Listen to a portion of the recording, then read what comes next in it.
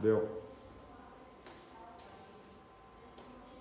Curso anual, aula 4,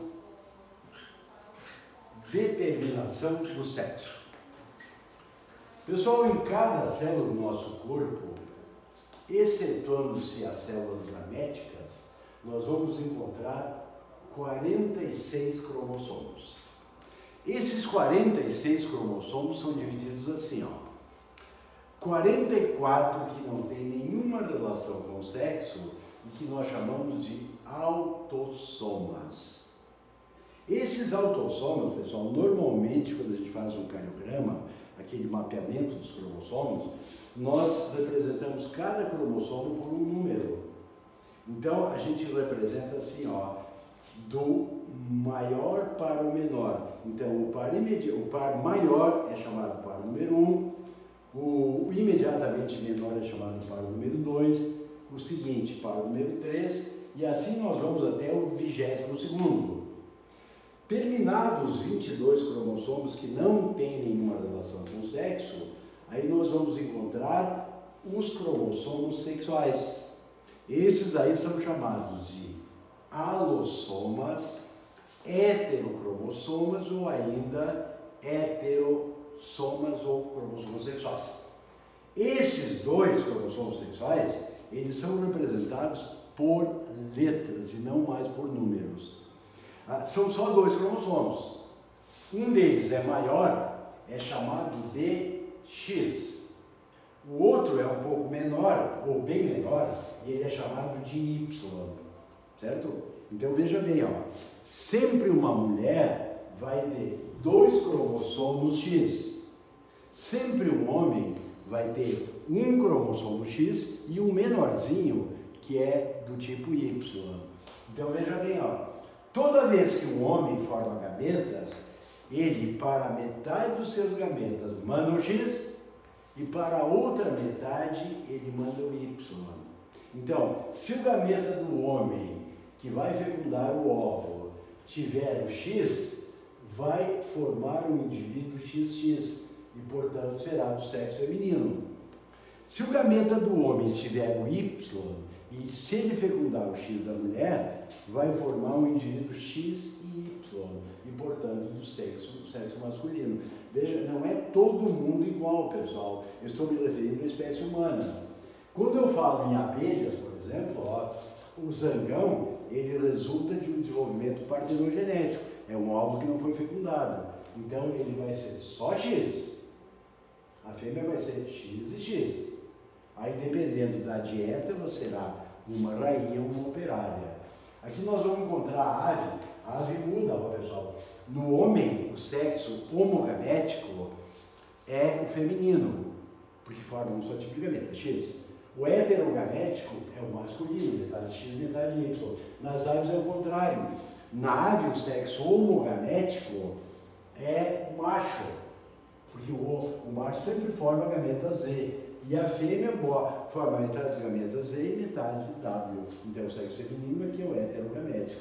Ali tem o gafanhoto. Então, ali tem vários tipos de determinação. A mais importante, claro, é a que nos interessa, que é essa aqui, ó. É o sistema X e Y. Homem XY, mulher X e X. Recapitulando um assunto do livro 1, que é, quando é que uma célula tem cromossomos? Quando ela está se dividindo ou não? Só quando ela está se dividindo. Quando a célula termina a divisão, os cromossomos se transformam em cromatina. Quando a célula reinicia a divisão, a cromatina se transforma em cromossomos. E assim ela vai fazendo essa alternância. Acontece que, quando o indivíduo tem X e X, um dos cromossomos se desindividualiza, se descondensa, se desespiraliza totalmente. Mas o outro X, já que uma mulher tem 2X, o outro toma um aspecto muito peculiar e assume a forma do que nós chamamos de corpúsculo de Barr, ou cromatina sexual. Então, esse corpúsculo de Barr, ou cromatina sexual, ele só aparece a partir de indivíduos que tenham pelo menos Como, Flávio, pode ter mais que 2? Claro que pode ter 3x, pode ter 4x. Aí sempre vai ter corpúsculo de Barr igual ao número de cromossomos X menos 1. E o homem? Bom, o homem, como só tem um X, esse X vai se desespiralizar, se desindividualizar totalmente. Então, o homem não tem corpúsculo de Barr. A mulher tem um corpúsculo de Barr. Se for uma mulher 3x, ela vai ter 2 corpúsculos de Barr. Se for uma mulher com 4x, ela vai ter 3 corpúsculos de Barr. É sempre o número de cromossomos X menos 1. Pessoal, agora observe essa figurinha aqui, ó. Ela é muito importante para a gente entender o que a gente vai fazer agora. Aqui eu tenho 2 cromossomos X. Aqui eu tenho um cromossomo X e um Y. Toda vez que uma pessoa for XX, ela recebeu de quem os seus X? Um veio do pai e um veio da mãe. Toda vez que a pessoa for X e Y, ela terá obrigatoriamente que ter recebido o Y do pai e o X da mãe. Tá, mas pera um pouquinho, então como eu sou sexo masculino, eu tenho o X feminino? Não, pessoal, o X ele não é masculino, é feminino. É que todo homem recebe o X da sua mãe, porque do pai tu recebe o Y.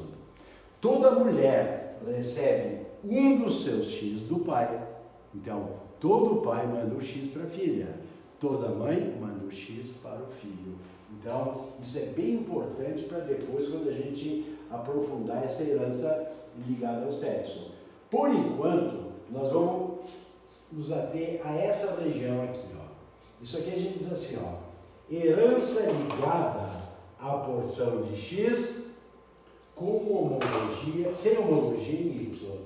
Então, quando um gene estiver aqui, pessoal, vocês observem aqui, ó, isso aqui é uma mulher. Esse gene que está aqui na herança ligada à porção de X sem homologia em Y, ele virá em dose dupla nas mulheres.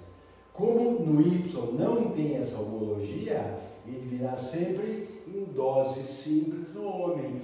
Aqui nós temos duas, eu não vou chamar de doenças, tá? Eu vou chamar de duas características que se portam diferentes no homem e na mulher. Uma delas é o que nós chamamos de daltonismo. A outra é a que nós chamamos de hemofilia. O que é daltonismo?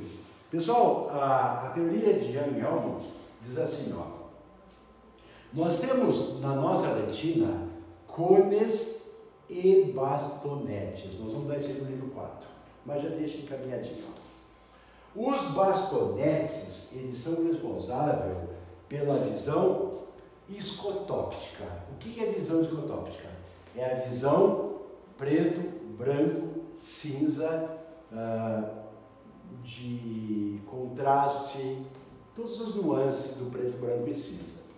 Então isso é a visão escotóptica nos bastonetes. Nos cones, nós temos o que a gente chama de visão fotóptica, fóton, luz.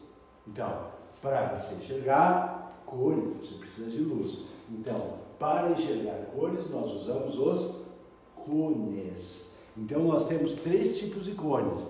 Nós temos cones para o vermelho, nós temos cones para o verde e nós temos cones para o violeta. A pessoa que tem problemas em um desses cones, ou em ambos, ela vai ter uma doença chamada de daltonismo. Notem bem, pessoal, o daltônico não é a pessoa que troca as cores, essa pessoa não existe, né? O daltônico confunde alguns tons de vermelho, alguns tons de verde, não porque ele troque, sim porque ele não enxerga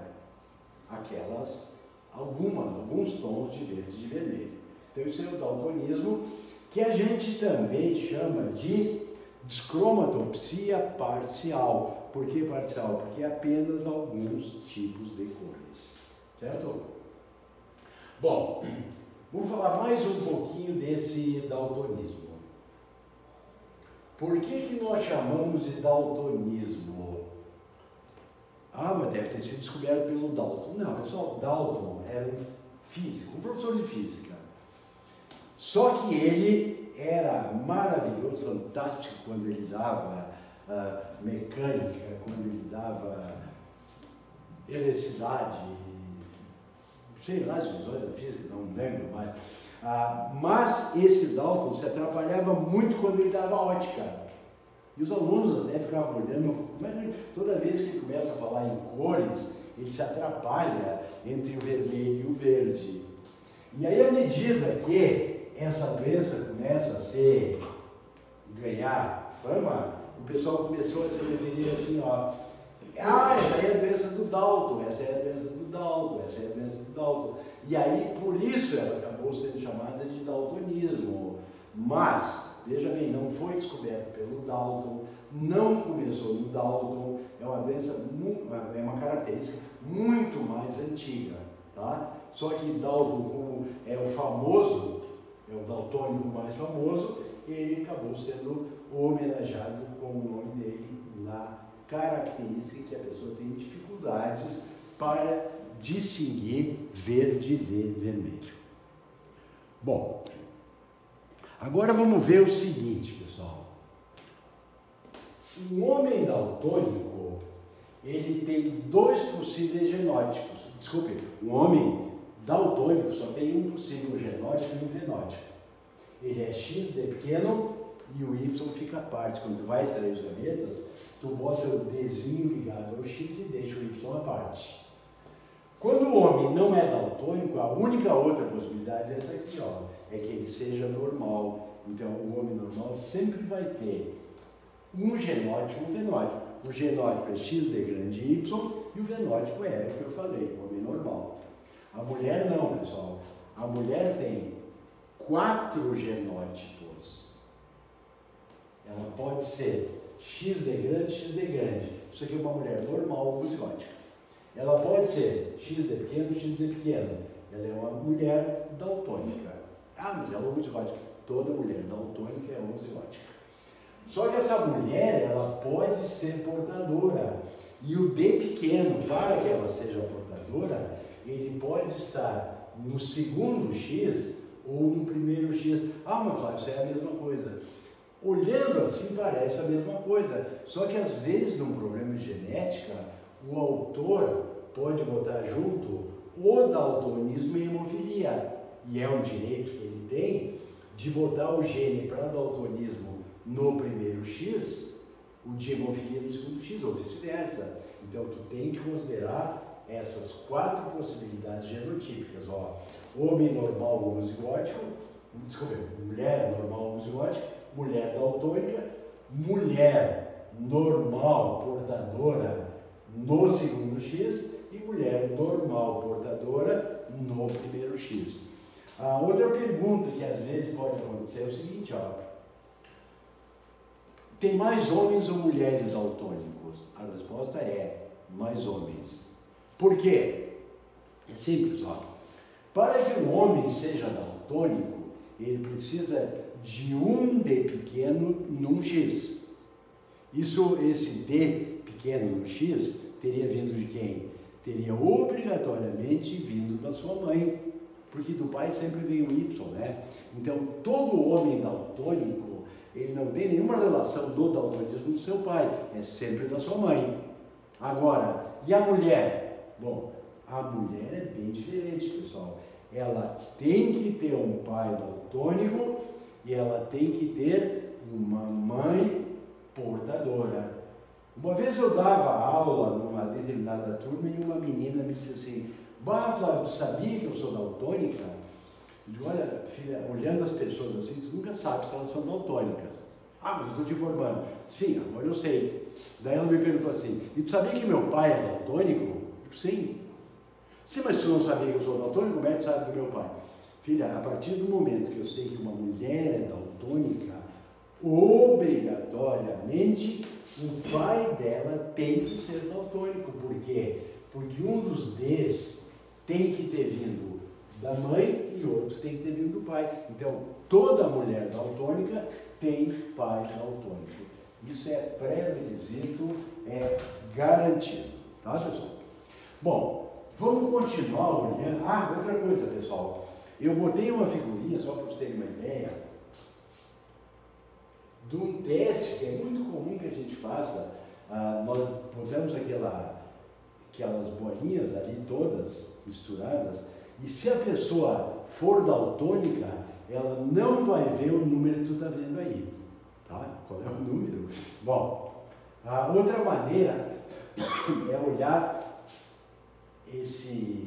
essa fruteira e essa fruteira aqui, ó, pessoal. A diferença é que essa fruteira está sendo vista por uma pessoa normal. Aquela ali está sendo vista por um daltônico. Tá, pessoal? E ali eu coloquei também no livro de vocês diferentes tipos de daltonismo. Só que isso aí, vocês não precisam saber esses tipos de daltonismo para o vestibular.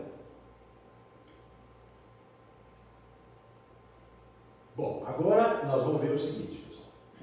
Existe lá na porção de X, sem homologia em Y, um outro gene, que eu falei antes, ó, que é um gene para hemofilia. Tá, qual é a cor daí, Flávio? Não tem nada a ver com cor, pessoal. Hemofilia é uma característica que se porta exatamente como o daltonismo. O daltonismo é causado por um gene recessivo, que normalmente nós indicamos com a letra D. A hemofilia também é um gene recessivo, só que aí seria, porque a gente às vezes encontra daltonismo e hemofilia no mesmo problema, até é interessante que a gente se habitue a usar D para daltonismo e H para hemofilia. Então nós teríamos mais ou menos a mesma coisa. Ó. O homem tem dois fenótipos, normal e hemofílico. Normal, XH grande Y, hemofílico, XH pequeno Y. Mulher, são dois fenótipos. A mulher é normal ou ela é hemofílica.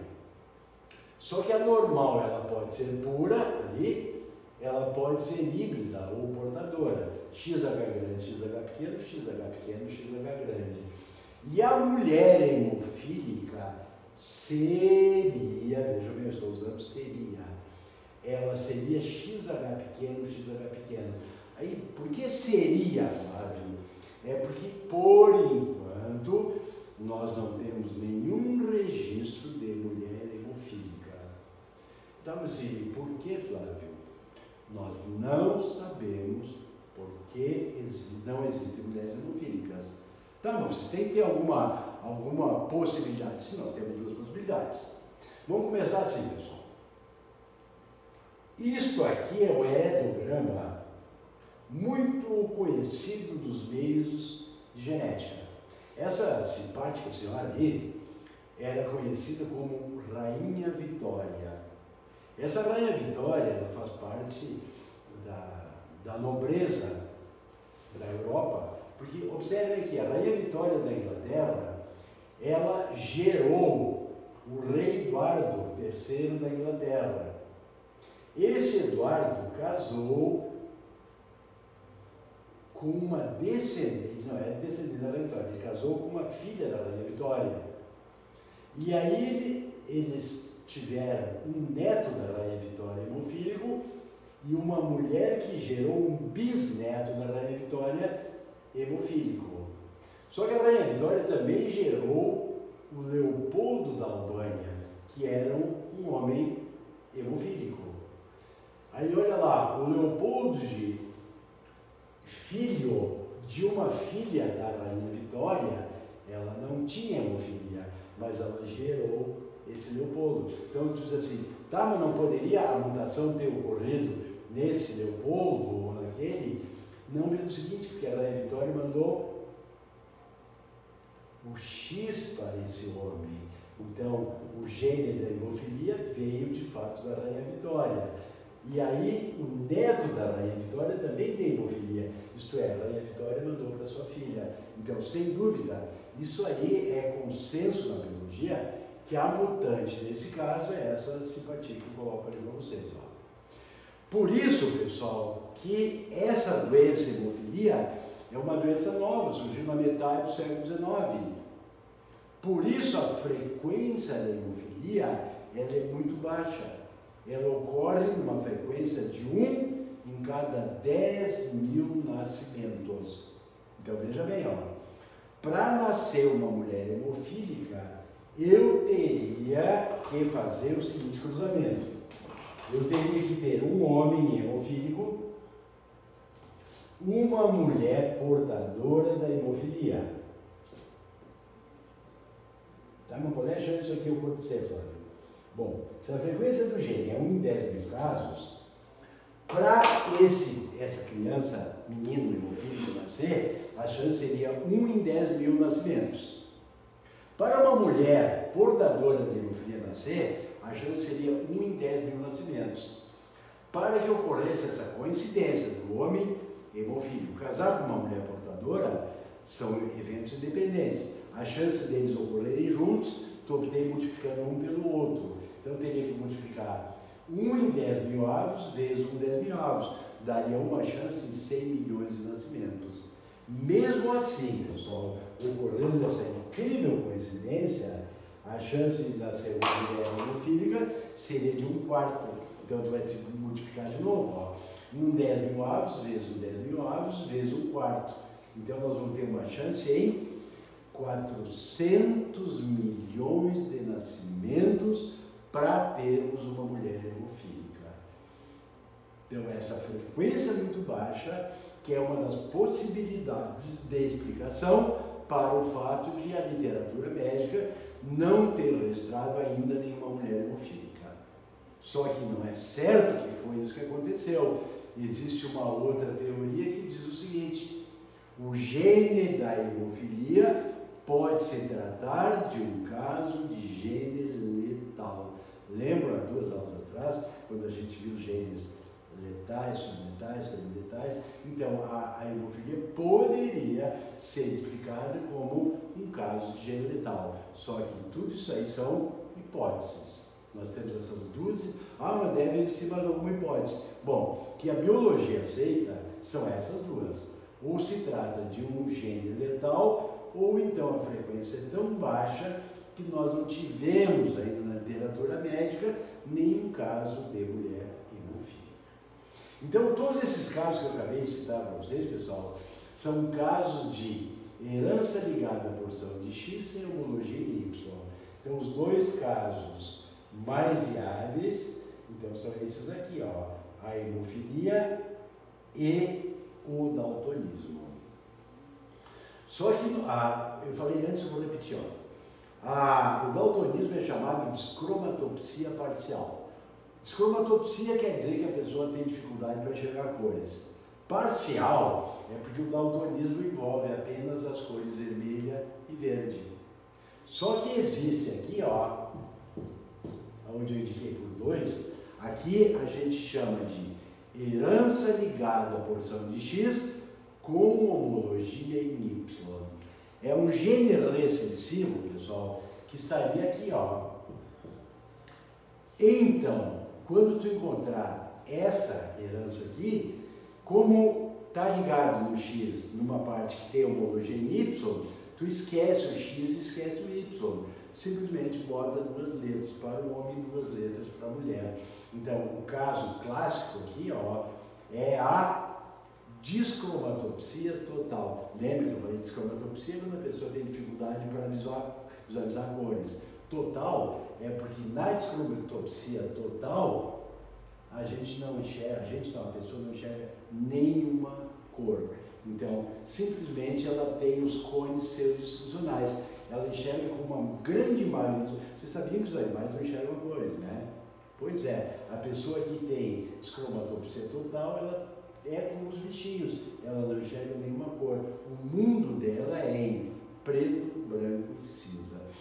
Embora essa doença seja muito, muito, muito remota, a chance dela ocorrer. São raríssimos casos dessa descromatopsia total ou cegueira total para as cores. Bom, aí nós teríamos o número 3 aqui, vocês podem observar que eu coloquei assim, herança ligada à porção de Y sem homologia em X. Então, um gene que esteja nessa região, a gente chama de gene holândrico. lândrico. Flávio, tem a ver o que com a Holanda? Não tem nada a ver com a Holanda. O lândrico refere-se a andros. Lembram na botânica, se vocês ainda... Androceu é o órgão sexual masculino da planta. Gineceu é o órgão sexual feminino. Andros é macho. Então, o lândrico é aquela característica que só aparece em indivíduos machos. Por que só aparece em indivíduos machos? Porque é aquela herança que está no Y. E o Y só tem em indivíduos do sexo masculino. Tem algum exemplo para nós aí, Flávio? Temos. Olha aqui, ó. Aqui eu tenho a herança holândrica. Eu tenho esses 4 senhores aqui, ó, que eles têm uma coisa em comum, todos eles. O que é? Eles têm hipertricose auricular. O que é hiper? Bastante. O que é tricose? Pelos. Auricular? Orelhas. Então vocês podem observar que esses 4 indivíduos, esses 2 têm bigode, esses 2 ali nas pontas não têm bigodes. Esse já está ficando calvo, os outros 2 últimos também estão calvos. Agora, uma coisa que eles têm e que a maioria dos homens não tem é a orelha peluda, tá, pessoal? Por isso que então, isso aí é chamado de hipertricose auricular. Só existem em indivíduos do sexo masculino, porque o Y, ele só existe em homens, tá, pessoal? Só que alguns anos atrás, a URGS botou uma pergunta assim, ó.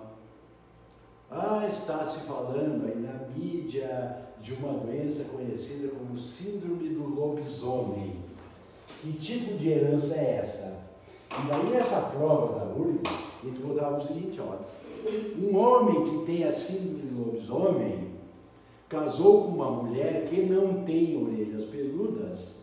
E o casal em questão tem todas as meninas com pelos nas orelhas e nenhum menino com pelos nas orelhas.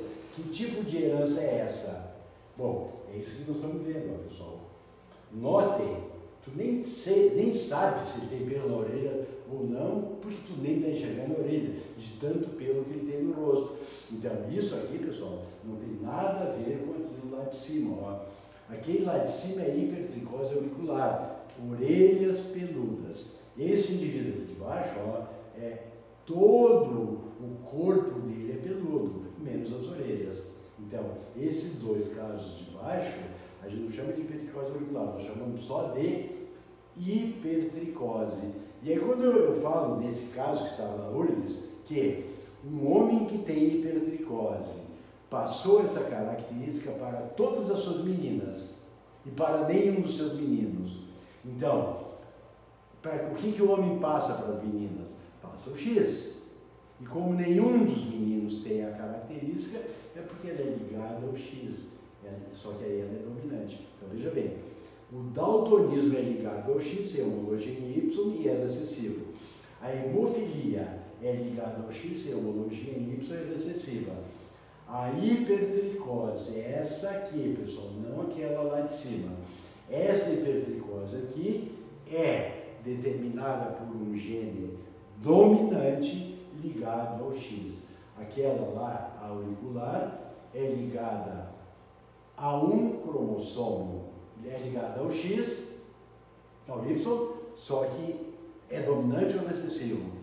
Não temos como saber se um gene que está no Y, ele é dominante ou recessivo, porque toda vez que alguém ganha aquele Y, ele vai se manifestar. Então ele não tem que ser dominante, nem tem como recessivo e nem tem como a gente saber isso. Tá, pessoal?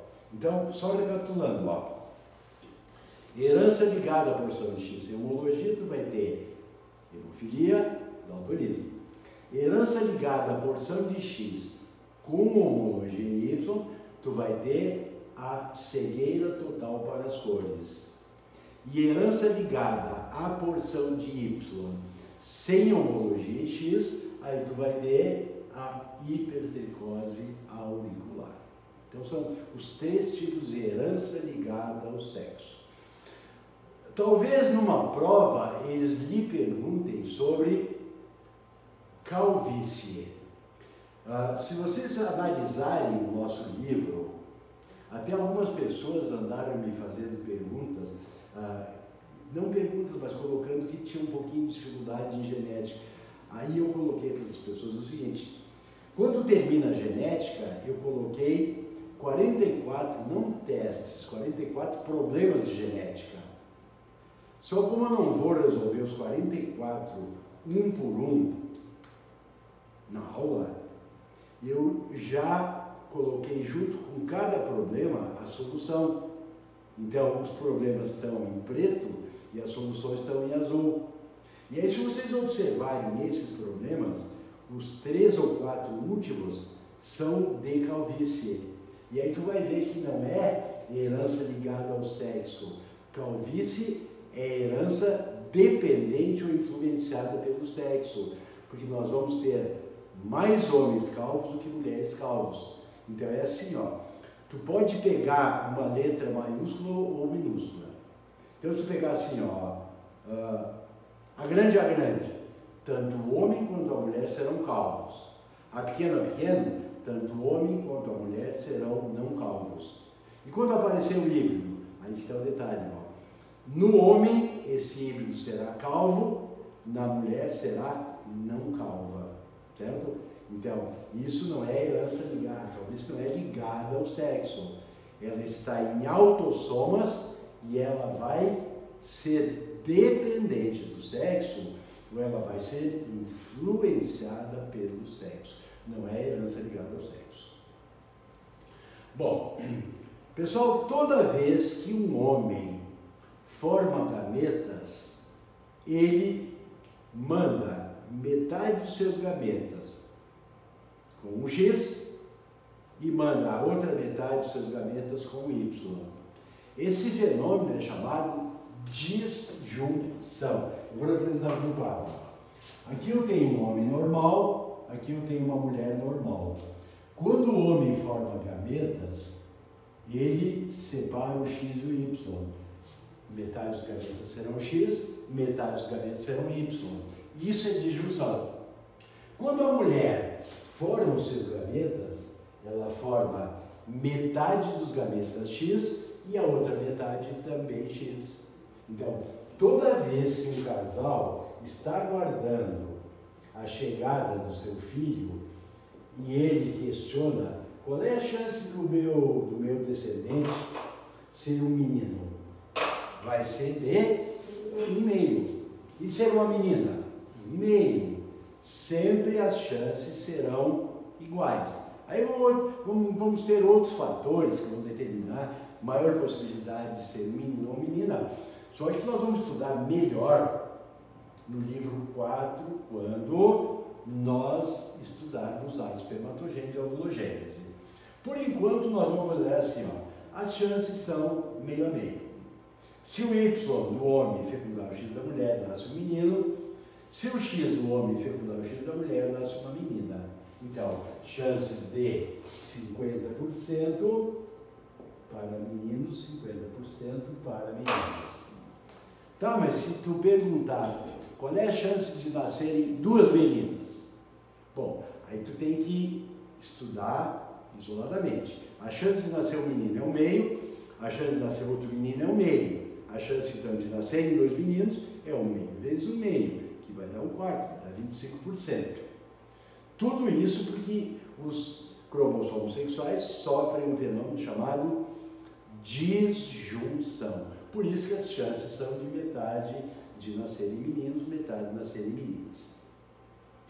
Só que pode acontecer um fenômeno chamado fenômeno da não disjunção. O que é isso aí, Flávio? Não disjunção é quando, na hora que o indivíduo deveria separar o X e o Y, ele não separa.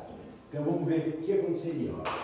Imagina que tu tem um homem aqui, ó, X e Y, e esse homem, na hora de formar os gametas, ele não fez a disjunção. Logo, ele mandou o X e o Y juntos para o mesmo gameta. Como o X e o Y foram para o mesmo gameta, no outro gameta não vai nenhum cromossomo sexual. Agora veja o seguinte, a mulher dele fez a disjunção normal. E aí nós teríamos duas possibilidades aqui, ó. Se o gameta do homem, XY, fecundar o X da mulher, nós teremos um indivíduo XXY. Se o gameta do homem que não recebeu o cromossomo sexual fecundar o X da mulher, nós teremos um indivíduo X0. Isso, veja bem, os cromossomos, autossomos foram iguais. Então, esse indivíduo aqui tem 44 autossomos mais XXY. Esse aqui tem 44 autossomos mais X. Então, esse indivíduo aqui tem uma síndrome chamada síndrome de Klinefelter. Esse indivíduo aqui tem uma síndrome chamada síndrome de Turner. Tá, mas Flávio, é sempre o homem que leva essas síndromes? Não, pessoal, vamos ver aqui, ó. Um homem normal fez a disjunção. Metade dos gametas dele vai ser X e metade vai ser Y. Acontece que a mulher que não fez a disjunção, então essa mulher, ela vai formar metade dos gametas XX, e como os dois X formaram o mesmo gameta, o outro gameta não vai receber cromossomos sexuais.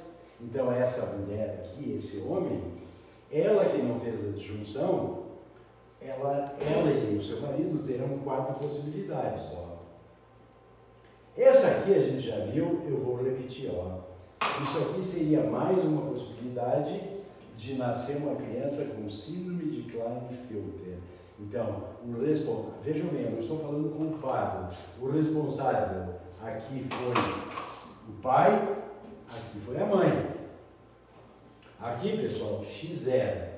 A não disjunção ocorreu na mãe e nasceria esse indivíduo com a síndrome de Turner, que também teria como responsável uma possibilidade de ser o pai. E aqui, pessoal, não nasce ninguém, porque esse indivíduo aqui, Y0, é um tipo de gene letal zigótico. O zigoto não é viável. Bom, então vejam bem, a não disjunção no homem, metade de chances de levar a síndrome de Klinefelter, a outra metade de levar a síndrome de Turner. Se a não disjunção ocorrer na mulher, 25% dos zigotos serão inviáveis, 25% nasceriam indivíduos XXX, 25% síndrome de Klinefelter e 25% uma síndrome de Turner. Esse indivíduo XXX é o que nós chamávamos antigamente de superfêmea. Essa terminologia ela foi abolida, não se usa mais superfêmea. Alguns ainda insistem em falar de metafêmea, mas o melhor dos dias de hoje é chamar mesmo de síndrome do triplo X. Vamos dar uma olhadinha como são esses indivíduos sindrômicos. Então vamos começar assim. Não disjunção no homem, metade das chances Klinefelter, metade Turner. Na mulher, 25 triplo X, 25 Klinefelter, 25 Turner e 25 inviável. Aqui vocês estão vendo, pessoal, um indivíduo X0 pode ter como responsável o pai, pode ter como responsável a mãe. E aqui aparece o indivíduo com a síndrome de Turner. Notem que ela tem 44 autossomas. E na hora da gente analisar os cromossomos sexuais, ela só tem um X. Então isso aqui é o que nós chamamos de síndrome de Turner. Por ter um cromossomo a menos, ela traz um quadro clínico. Ela tem baixa estatura, ela tem pescoço com 2 aulas laterais, a gente chama de pescoço alado. Ela tem seios bem pequenininhos, com os mamilos voltados para as laterais. Ela tem uma prega aqui, ó. E aí ela tem os ovários vestigiais, as trompas são unidadas, não passa alto, também não adianta passar porque ela não produz. E a vagina é cega. Vagina cega que não tem fundo. Então ela não pode, inclusive, praticar sexo. Tudo por quê? Porque ela tem um cromossoma a menos. Ela tem 44 autossomas e mais um X e acabou a bagagem cromossômica dessa mulher. Daqui a pouquinho eu vou falar que mutações são essas aí, tá, pessoal? Primeiro eu vou falar desse indivíduo aqui, ó. Esse indivíduo, vocês notem que ele tem 44 autossomas, que nem a Turner. Só que na hora de ele formar a bagagem de autossomas, ele tem X, X e Y. Então, o responsável pode ser o pai ou pode ser a mãe. Esse cara aqui, normalmente, ó, ele é alto. Essa cintura aqui, chamada escapular, que no homem ela deve ser mais envolvida que a pélvica, nele não necessariamente. Olha que a cintura escapular dele é menorzinha e a pélvica é mais avantajada. Ele tem testículo pequenininho, ele tem ginecomastia, que é a presença de seios em indivíduos de sexo masculino. Depois ele tem considerável possibilidade de acidente vascular cerebral, ele tem uma incidência de câncer alta, ele tem problemas de linguagem e ele tem problema de motricidade. Tudo porque ele tem um cromossoma a mais, certo? Bom, pessoal, toda vez que o indivíduo tiver um cromossoma a mais, um cromossomo a menos, ele tem uma mutação cromossômica do tipo numérica. Tá? Se alterou o número de cromossomos, a mutação é numérica. Esses casos que eu citei para vocês, eles não envolvem uma ploidia. A ploidia é N cromossomos. Veja bem que a Turner tem um cromossominha a menos, não é 23 a menos. Então ela tem uma aneuploidia. O Klinefelter também tem uma aneuploidia. Só que uma pessoa normal teria 44 autossomas mais 2. No homem XY, na mulher X e X. Então dissomia seria a condição normal. Como esse aqui só tem cromossomo mais 1, ele tem uma mutação cromossômica aneuploidia por monossomia. Eu vou dar isso aí na parte 2 desse livro, mas tenta já ir organizando aí, ó. A Turner é o único caso que nós vamos trabalhar aqui, que é uma monossomia. É a aneuploidia do tipo monossomia. O Klinefelter, ele tem 44 autossomas mais 3. O normal é que tu tenha 44 mais 2, que tu seja dissômico. Como ele tem 44 mais 3, a gente diz que ele tem uma trissomia. Então, Klinefelter é trissomia. Down, pessoal, é uma trissomia também, porque o Down ele tem 47 cromossomos. Só que veja bem, ó, a Turner e o Klinefelter são aneuploidias sexuais, porque alterou aqui o número de alossomas. O Down não. O Down tem um cromossoma a mais no par 21. Então, a mutação dele é autossômica. Na verdade, pessoal, nem nós, biólogos, sabemos que cromossomo a mais tem uma criança com a síndrome de Down. Só que para não deixar todo mundo nessa dúvida, o que os biólogos fizeram? Nós convencionamos que essa síndrome está localizada entre o 21 e o 22, mas que aquele cromossominho a mais pertence ao 21, porque aí a gente convencionou chamar essa síndrome aqui de síndrome do 21 ou trissomia do 21. Como é que é essa pessoa aí, pessoal? Essa pessoa que tem a síndrome de Down. Para começar, ela é uma mutação numérica cromossômica por aneuploidia do tipo trissomia, só que ela é autossômica, enquanto essas duas aqui são alossômicas. O Downzinho, pessoal, quando ele nasce, nós já podemos saber que ele vai ter problemas na sua vida. Que tipo de problema? Bom, para começar, ele tem baixa implantação das orelhas. Tu nota que as orelhas são um pouquinho mais para baixo? Ele tem um olhar típico. Todo Downzinho, olhando assim nos olhos dele, já percebe que ele é um Down. Aqui eu vou botar outro Down para vocês perceberem. Agora é uma menina com Down, ó.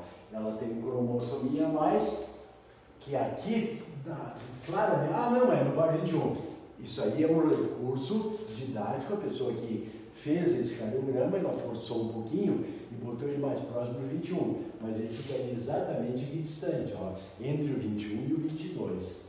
Bom, olhando para essa menina, tu vê o olhar de Down, e o resto das características tu não consegue perceber, mas quando a criança nasce, o médico identifica imediatamente, ele não precisa nem olhar os olhos, ele nem precisa olhar abaixo a implantação das orelhas, basta que ele olhe a mão, porque nós temos um M na mão, pode conferir aí, tá? Ó, ele não é claríssimo esse M, mas olhando um pouquinho tu já percebe o M.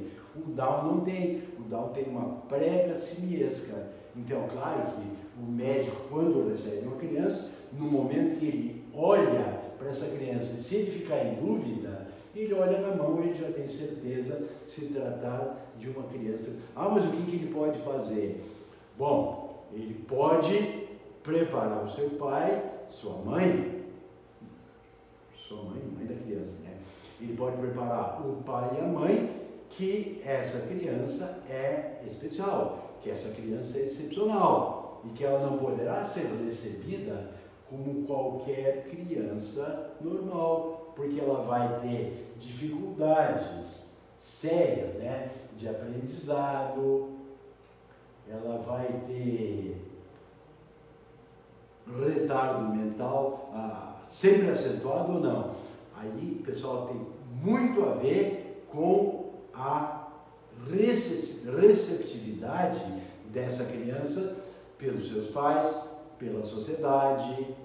É certo que se essa criança for bem trabalhada, for exigida, ela pode até trabalhar, claro que ela pode trabalhar. Ele não é uma pessoa assim completamente deficiente mental. Ela tem um retardo mental. É acentuado? Depende da criança e depende muito da resposta do meio para essa criança. Mas ela pode se desenvolver relativamente bem, né? Claro que se ela for bem trabalhada pelos pais e pelas pessoas que têm alguma convivência com ela. Bom, pessoal, essa aqui é a síndrome do triplo X. Antigamente se chamava de superfêmea, hoje nós chamamos de triplo X. Ela, a princípio, ela pode ter algumas disfunções motoras, problemas de fala, problemas de linguagem, de habilidade, de maturação, mas a princípio ela pode ter filhos, tá, pessoal? E esses filhos também podem ter aquele X extra. E pode até que o indivíduo tenha mais um X, né? Bom, agora nós vamos ver, vamos só fixar isso aqui, ó. A síndrome triplo X é uma mutação cromossômica numérica do tipo aneuploidia, porque variou um cromossomo a mais, e é do tipo trissomia. E também é alossômica, porque o indivíduo tem um X a mais. Agora, pessoal, para terminar essas síndromes, eu vou falar de uma bem estranha aqui, ó. É aquele indivíduo que tem a síndrome do duplo Y. Aquele indivíduo que ele tem 44 autossomas mais XYY. Isso aqui pode gerar uma confusão na cabeça da pessoa relativamente grande. Eu já ouvi de alunos dizendo, mas como é que a pessoa vai formar um indivíduo com duplo Y? Só se 2 espermatozoides fecundarem um óvulo. Pessoal, isso aí não existe, 2 espermatozoides fecundarem um óvulo. Como é que vai formar com 2 Y, então? Bom, então agora nós vamos ter que voltar para uma matériazinha lá, chamada meiose. Só que a meiose, quando ela é analisada no aspecto genético, a gente normalmente faz isso aqui, ó. O indivíduo é XY, a mulher é XX. Esse homem forma 2 tipos de gametas e a mulher forma um tipo de gameta. O homem forma metade dos gametas X, metade Y, e a mulher forma metade dos gametas X, outra metade também. Só que se a gente for analisar bem, um homem não forma 2 gametas, ele forma 2 tipos de gametas. A mulher não forma um gameta, a mulher forma um tipo de gameta. Agora, vamos sempre considerar o seguinte: quando um homem forma gametas, ele faz uma meiose, certo? O que é uma meiose? Meiose é uma divisão em que uma célula diploide se divide 2 vezes. Vamos ser mais exato. Olhem aqui, por gentileza. Imagina que um homem é XY. É a mesma coisa que está aqui, ó. A mulher é X e X. Esse homem, ele não forma metade dos gametas X, metade Y. Ele não forma só X e Y. Ele vai formar na meiose 1 células com X e X e células com Y e Y. Na segunda meiose, na meiose 2, é que ele separa o X, o Y e Y. Pode acontecer que a não disjunção ocorra aqui, ó, pessoal, na meiose 2. Se a não disjunção ocorrer na meiose 2, os cromossomos Y irão juntos. E aí o indivíduo vai formar metade dos gametas, 1/4 dos gametas X, 1/4 X, o outro quarto Y e o outro sem cromossomos sexuais. Se aquele gameta que tem os 2 Y fecundar um X, aí que aparecerá aquele indivíduo XYY. Tá? Então, é uma meiose em que na meiose 2 ocorreu a não disjunção. Então, não tem nada a ver com 2 gametas Y que fecundaram um X, e aí tinha... Não mascarem isso aí, não enfeitem, é a coisa mais simples do mundo. Ó. O homem, ao invés de formar 4 gametas, um com X, outro com X, um com Y, ele formou gametas com 2 Y, gametas sem cromossomo sexual. Aquele gameta que deu os 2 Y fecundou um X, aí aparecerá o indivíduo XYY. Eu vou dar um tempinho para vocês descansarem a cabecinha de vocês e eu vou resolver agora alguns probleminhas, alguns testes de genética que ao longo da semana apareceram mais para eu analisar. Tá? Então já vamos discutir alguns testes. Pessoal, é muito comum esse tipo de abordagem intracelular. Eles não vão te dar, por exemplo, se a característica é dominante ou recessiva.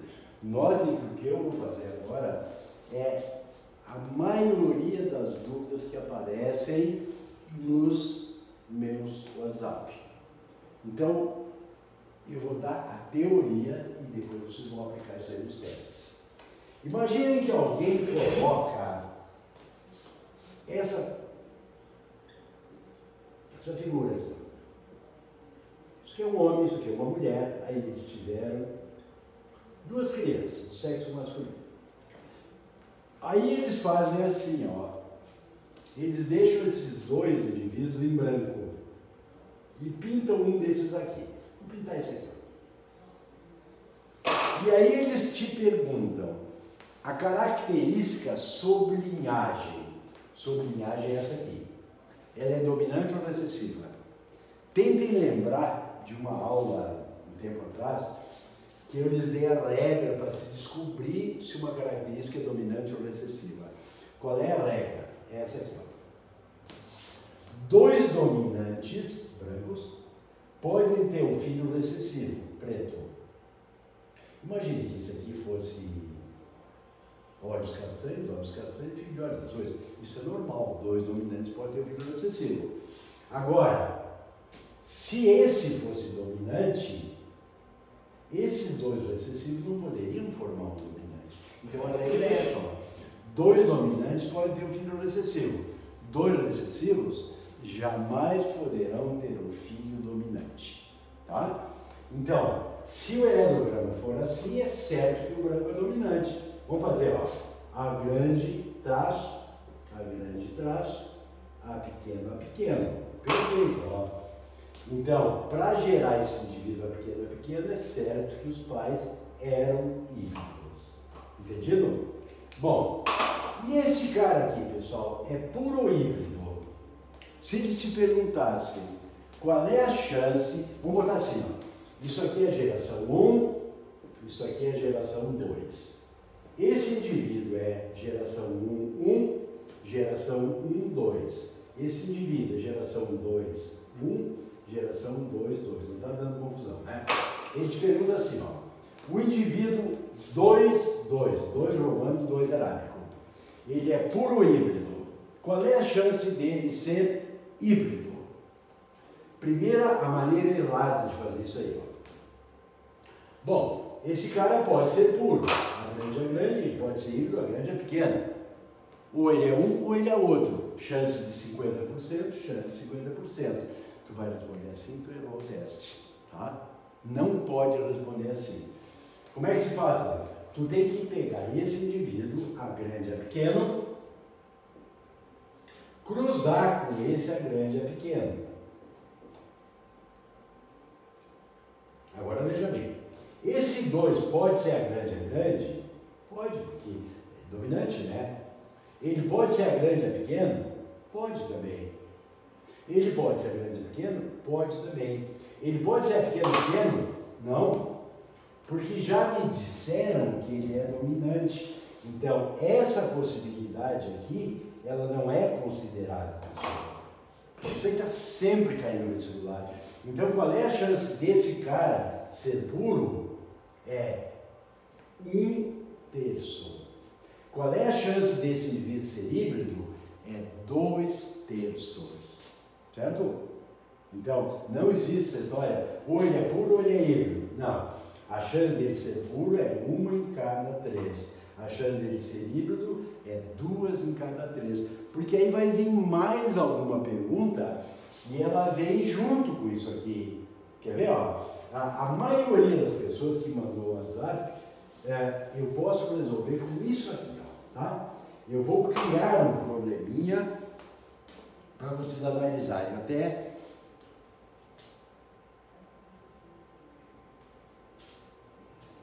vou desligar. Não vou desligar nada. Eu vou botar aqui naquele cantinho.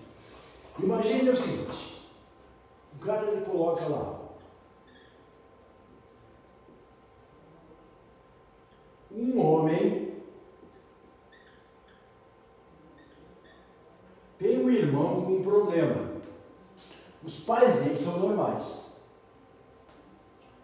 A mulher, deixa eu puxar mais para cá. Um homem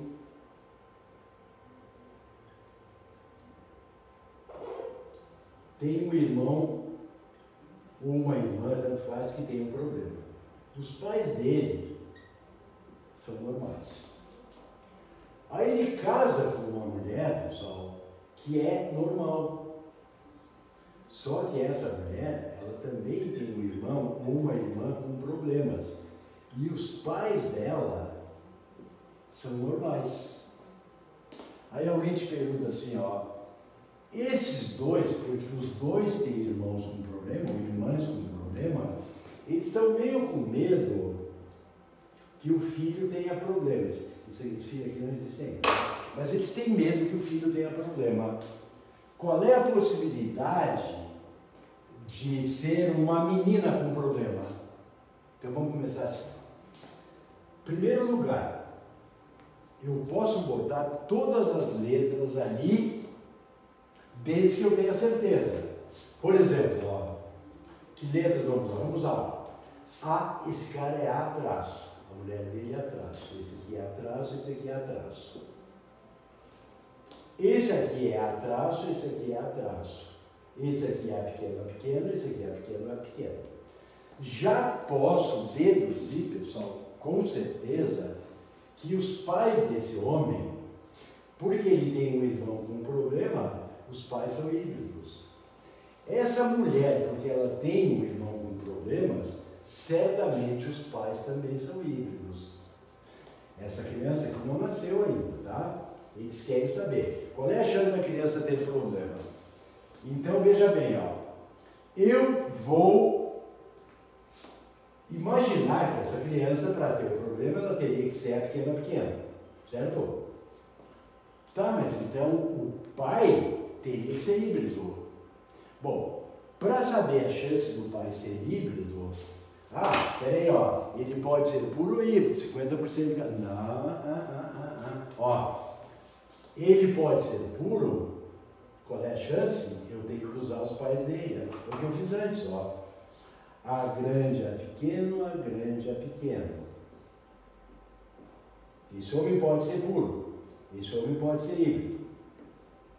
Só que recessivo é certo que ele não é, porque ele já nasceu, ele é normal. Então essa possibilidade aqui eu não vou considerar. Para ele ter a criança com problemas, é certo que é só se ele for híbrido. Só que a chance de ele ser híbrido é 2 em cada 3. Entenderam? Flávio, para ele que casou com essa mulher e que é normal ter um filho com problemas, é só se ela for híbrida também. Bom, a chance dela ser híbrida também é 2/3. Caso os dois sejam híbridos, vamos de novo aqui, ó. Ele híbrido, a grande é pequena, ela híbrida, a grande é pequena. Aí qual é a chance deles terem um filho pequena? É 1/4. Só que é 1/4 se ele for híbrido, 2/3. Se ela for híbrida, 2/3. Então, são 3 eventos independentes. A chance deles ocorrerem juntos, eu obtenho multiplicando uns pelos outros. Vamos bem devagarinho aqui, pessoal. Ó, tem vários testes que envolvem isso que eu estou fazendo no quadro. Ó. Para ele ser híbrido, a chance é de 2/3. 2 possibilidades em cada 3. Aqui, ó. Para ela ser híbrida, 2 possibilidades em cada 3. Para este casal, se eles forem híbridos, a chance do filho ter problemas é 1/4. Só que esse 1/4, ele só existe se ocorrer esse 2/3 e esse 2/3. Então, eu tenho que considerar as 3 possibilidades. São 3 eventos independentes e que uns dependem do outro. Então, vai ser 2/3 de 2/3 de 1/4. 2 vezes 2 vai dar 4. 3 vezes 3, 9. Vezes 4, 36. E eu vou simplificar aqui e eu vou chegar a 1/9. Tá? Entendido? E antes eu fiz uma pergunta assim, e qual seria a chance de ter um menino que tenha um problema? O menino é 1/2, a criança com problema é 1/4, vai dar 18 anos. Quer dizer, sempre tu vai cair nessa jogadinha aqui, ó. Aqui 2/3, de ser puro 1/3, e aqui de ser recessivo é 1/4. Bom, agora vocês podem me mandar mais dúvidas, que aí eu vou respondendo à medida que elas apareçam. Notem bem, isso aqui aparece em um grande número de questões. Então, se tu não entendeu isso aqui, me pergunta de novo, vou insistir, eu faço de novo mais uma aula, mais 2 aulas, mais quantas aulas. Só que isso aqui é básico, pessoal. Não tem como escapar desse raciocínio aqui para o problema de genética. Pessoal, nos falamos na sequência. Tchau, um beijão.